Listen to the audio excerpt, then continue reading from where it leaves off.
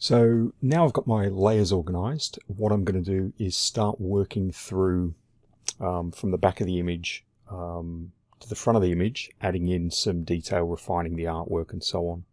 I'm going to keep referring back and forth where I need to my original sketches. But first what I do is turn off all the layers I don't need, so they're out of the way. And I'm going to start by refining some color on the sky.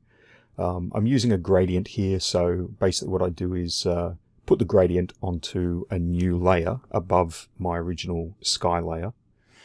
And then what I can do is use the free transform tool to kind of squash the gradient down, and then use the marquee selection and the paint bucket to fill any open areas left by the adjustment of the gradient size.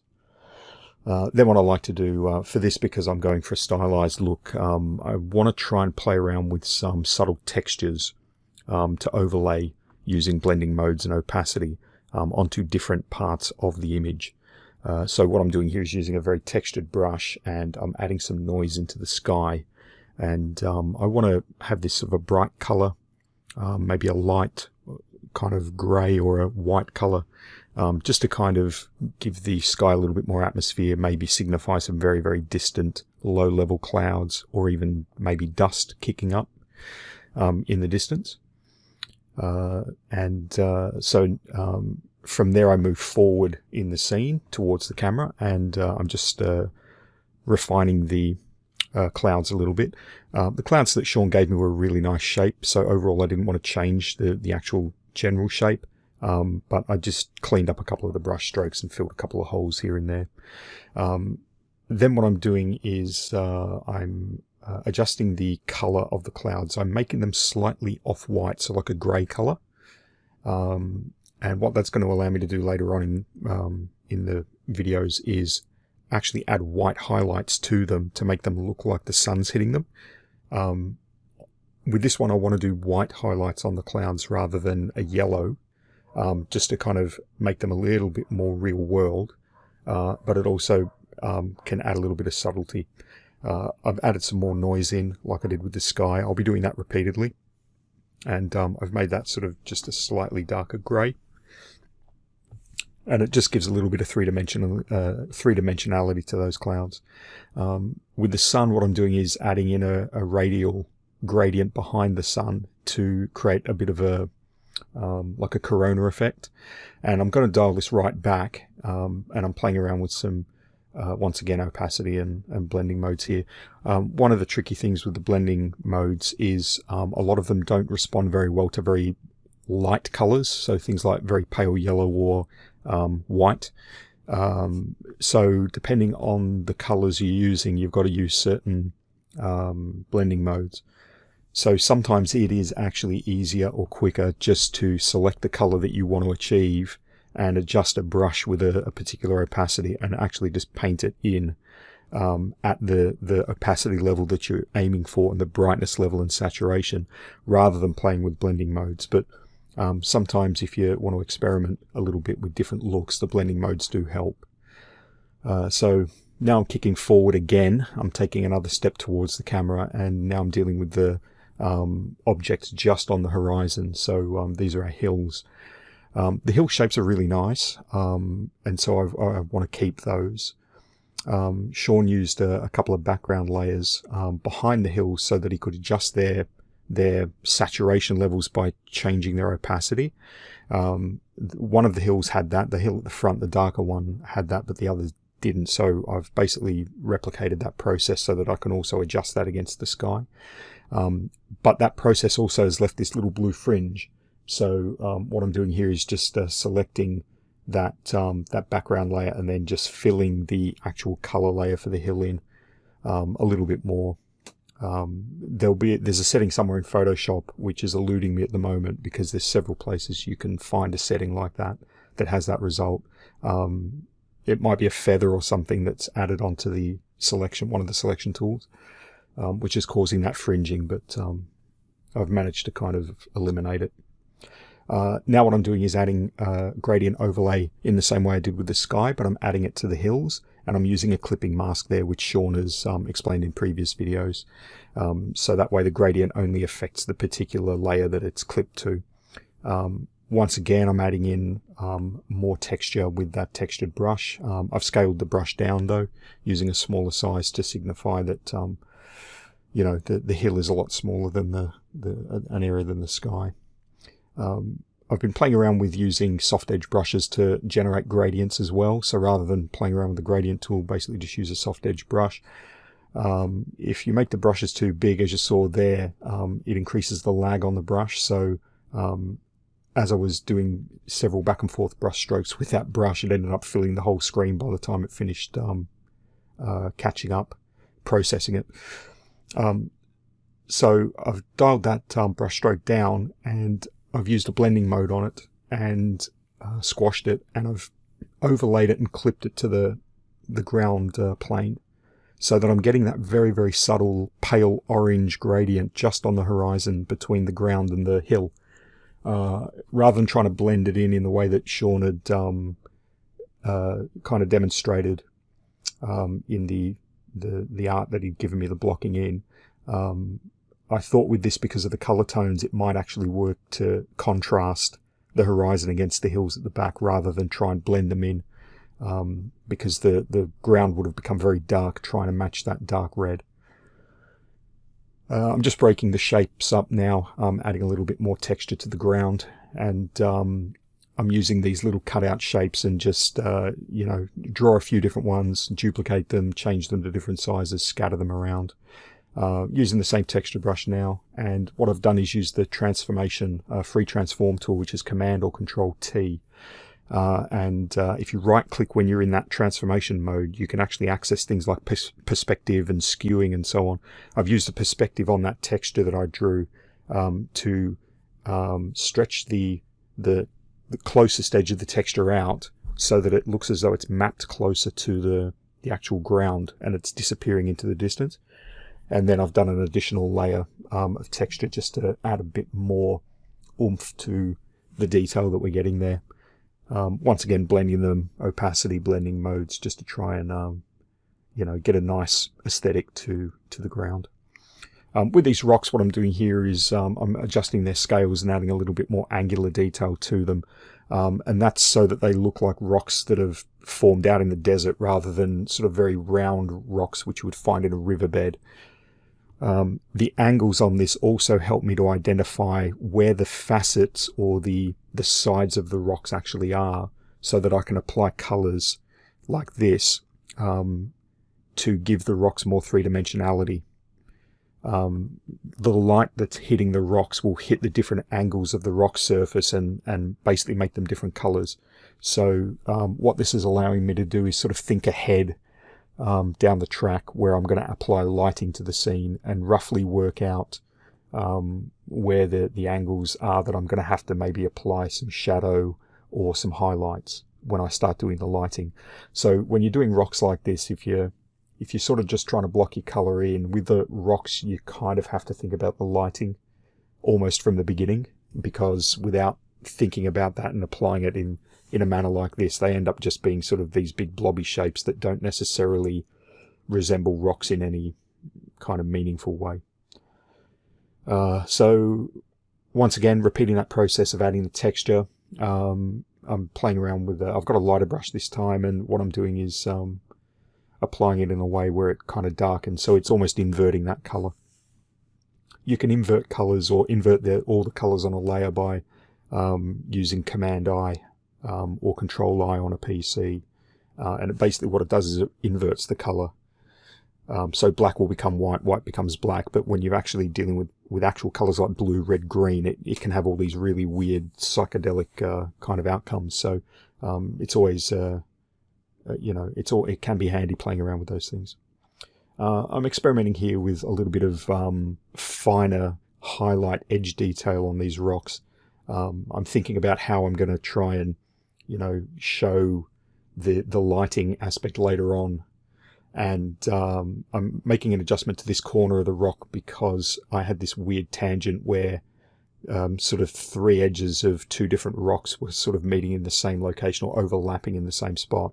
And it was difficult to tell whether or not the rocks were separate or if they were actually all part of the one rock. It was just a very weird looking join there. So I've just adjusted the rocks slightly with a little bit of shade.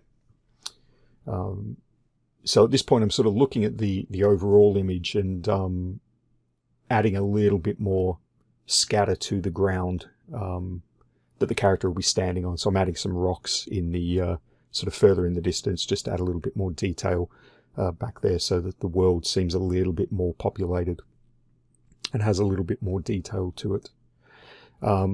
I drew all those rocks on the same layer, and what I'm doing with this lasso tool is just separating them out into different layers so that I can actually move them independently of one another. And that way I can kind of adjust where they sit on the horizon and things like that. So moving once again onto the next set of layers, I'm playing around with this tree or this bush in the corner. I'm going to probably try and play around with things like a slight translucency with the lighting and shadowing with this tree, where I have maybe some shadows casting onto leaves from leaves behind, and then being able to see that shadow sort of almost through the leaf, perhaps. It'll be a very simplistic version of that idea, because obviously we're going for something that's quite cartoony and stylized. I've decided to bend a couple of these leaves as well, just to break the shape up. They were very, very uniform. So I thought, having a couple of those leaves kind of kicking over might add a bit of interest. And then I thought as well, maybe having some kind of reedy kind of stamen type things sticking out the top of the plant, like some little seed pod things, also might help to add a little bit more variety. With the sun in general, I was really happy with the overall shape of the sun, so I've kept that intact, but I thought that I would refine the little corona rays here just to sharpen them up a little bit more, to try and bring them a little bit more in line with some of the rest of the details in the overall drawing. These were sort of a little bit blobby, so I'm just refining these down with the eraser and just cutting them back, and then once again adding a little bit of that texture. I'm trying to keep that texture consistently applied across all the different facets of the drawing, just to make everything kind of tie together, and make it look as though it's it all belongs. Obviously the character's done in vector, so there's an artistic contrast between the character and the rest of the environment. So as long as I keep the environment kind of consistent, that kind of works. But if I had sort of parts of the environment that were sort of very blobby and parts that were sort of very sharp and some parts that were low detail and some that were high, plus having this character that's a different style altogether might be a little bit odd. So with the rays of the sun, I've sort of, I was playing around with an idea of having these sort of corona beams kind of, shooting out like sunbeams. And I've got them in there. I've inverted them so that they end up more like a blue. So they're actually kind of almost masking the sky rather than actually adding in sunbeams. But it's reasonably subtle. I'm not entirely happy with those at this point, but I'll go back and maybe fiddle with those later on. So stepping forward again towards the camera, playing around with the tree. This is essentially more or less the closest object to the viewer, and I wanted to play around with adding a little bit more color to the tree, and I was thinking potentially, rather than having sort of the tree be brown, going with like a more natural, realistic kind of color palette for it, so that it's not kind of blending into the ground. But the problem with using a light gray or a blue like this is that parts of it start blending into the sky. So it becomes a little bit of a difficult balance to achieve, having it contrast against both the sky and the ground at the same time within a set palette. So I've removed the blues. I more or less try and get rid of the blues that I've used in there. so that I don't run the risk of them blending into the sky. And I sort of go back and forth on this and adjust it several times, trying to find a balance. Ultimately, I sort of land on this sort of style of making sure that all of these little strips of bark are angular. So it's sort of matching the rocks a little bit, and it's matching the hills that have those angles. So it's sort of tying the tree into other elements of the environment rather than leaving them sort of very blobby. So one of the ideas that Sean and I were talking about when we were sort of planning this out was having the idea of things in the far background have a much rougher edge than things in the like closer to the camera. So things like the hills and the clouds, which you can see there, have a very rough outside edge to them, and then things like the rocks have more or less a very smooth edge.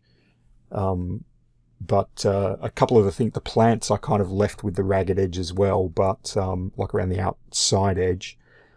But all of the detail sort of within the shape, I'm keeping relatively clean edges and adding some angles and stuff in here and there. So it's just a stylistic choice, and it can always use some additional refinement, but due to time constraints, we have to work to deadlines. So, you can kind of play around for a bit, but ultimately you've got to say, okay, this is what I'm going to go with. So at this point, I'm sort of working through layer by layer with this bark, and switching the layers on as I go so that the other layers are not getting in the way, especially when you're trying sort of this overlapping kind of scheme where you're dealing with 3 different colors on a 4th colored background.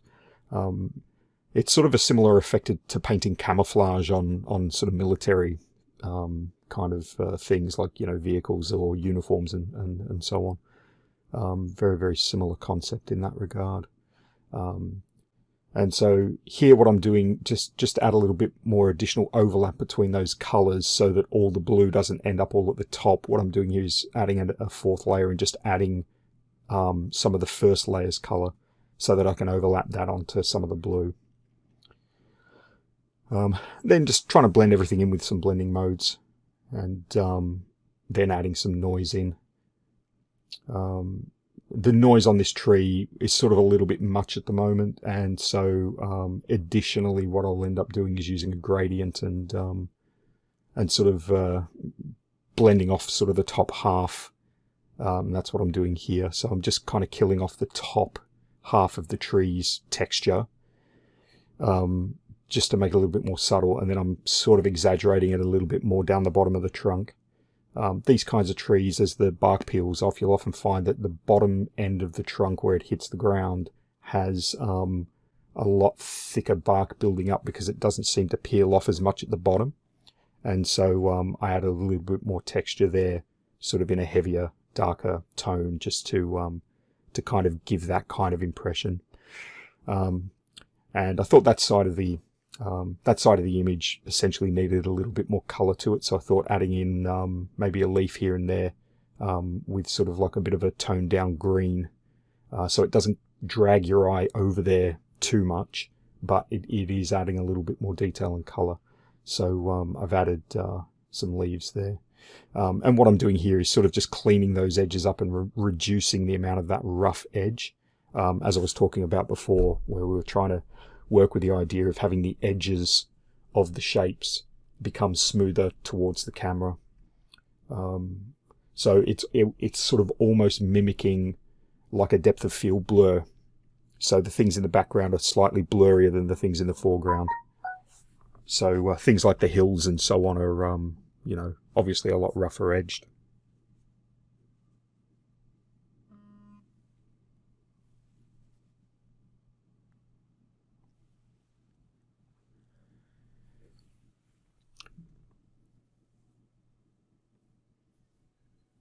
So, at this point, I am now starting to just add the final details to the image. And what I want to do is sort of go through and add a little bit of sort of more like a specular, like particles to some of the textures, just to break them up a little bit more.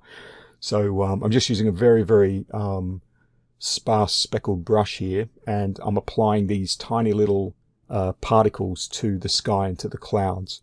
And with the clouds, what I'm doing is once again, I'm using a mask on the layer with a gradient applied so that the speckles only really appear on the top half of everything. So for the most part, the textured brush that I used earlier to add that sort of heavier texture to everything was done on the bottom half of all the shapes. And now what I'm doing is adding these little kind of almost sparkly kind of speckles more to the top half of everything. So tops of the hills have them, the top of the sky, the clouds, and I'm adding some to the ground. But with the ground, I'm not really getting rid of them with a gradient. What I've done is used them and contrasted them almost into a green color. Sean had already added a little bit of splatter kind of particles to the rocks, and they actually worked really well. So I left those as they were, just activated them, just turned them on, and then basically I'm running through the leaves. I've got the leaves separated into 3 different groups. So I've got the 3 leaves at the back and then the 2 leaves individually at the front. And if we were going to do some kind of parallax animation for this particular image, we'd be able to move basically those 3 leaves at the back and then the 2 leaves at the front all independently within those groupings. And then also those little reed stameny things as well. The leaf on the tree at the top, it sort of looked a bit weird having just 2 leaves on those branches. So what I've done is taken one of the leaves off and placed it on the rock here, and then changed the colouring of it to make it look as though it's sort of like a dead leaf. That's going to give me an opportunity to add a little bit more detail with the shadowing later on, so I can add a shadow under that leaf casting onto the rock. And now I'm adding some more additional speckles to the tree, just to kind of tie it in with the speckles on everything else. What I've done there is use the brush settings to apply a setting which allows the brush to switch between your foreground and background color and mix in between. So as you draw with the brush, it actually changes the color of the speckles. And that's one of the things that Sean has on the rocks. Finally, I'm adding in just some objects in the far background. So I'm adding a little dead tree on the top of one hill and a little fence on the top of the other. And that's so that I can apply some shadows and some lights to those later on.